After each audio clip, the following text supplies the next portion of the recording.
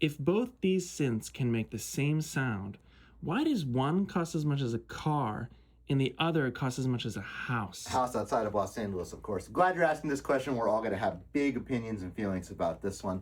Before we talk about what separates them, let's talk about what makes them similar. They're both infinitely repairable, collectible, and they both sound incredible. The infinite repairability is my favorite thing about old analog synthesizers. So the collectibility aspect is where I feel that these actually differ the most. Something like this was made in the thousands, and the original production run will factually never happen again. So the original production run minis will always command a slightly higher price than their reissues. I also think that they sound better. The Moog modular or modulars of this era in general were made in the dozens or the very, very low hundreds. And again, the audience to get these at the time, you either needed to be a university with an endowment or you had to be the Beatles.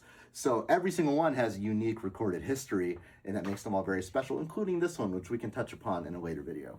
That's all to say, indeed, owning something like this not just requires deep pockets to procure it, it also requires an attitude of stewardship because now you own a unique piece of history. I think it's also really important to stress that if you are considering a purchase like this, to also have an attitude to keep it making music. And it should not just be a display item. These are instruments that can still be used and they sound amazing and they should keep making music. Now, as far as sound, indeed, the way I have the System 55 patched right now is essentially a mini Moog. Obviously, you can repatch it to do way cool things, but at the end of the day, if you need a bass sound, you can get there pretty easily on either one of them.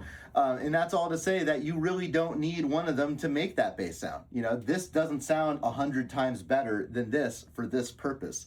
But as musicians, it's important to remember that we're connected to the thing that's right in front of us.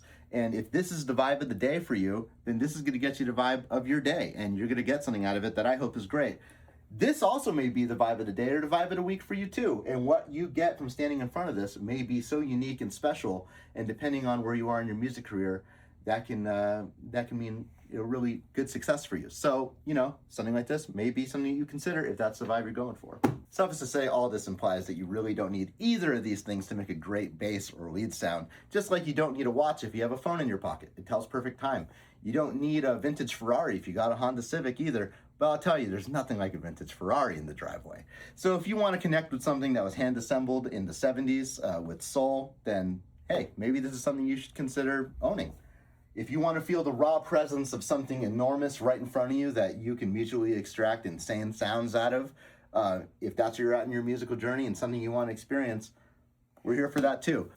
Maybe you just want to click through presets on Ableton, and even though I think that that's not as cool, hey, it's a way to go too.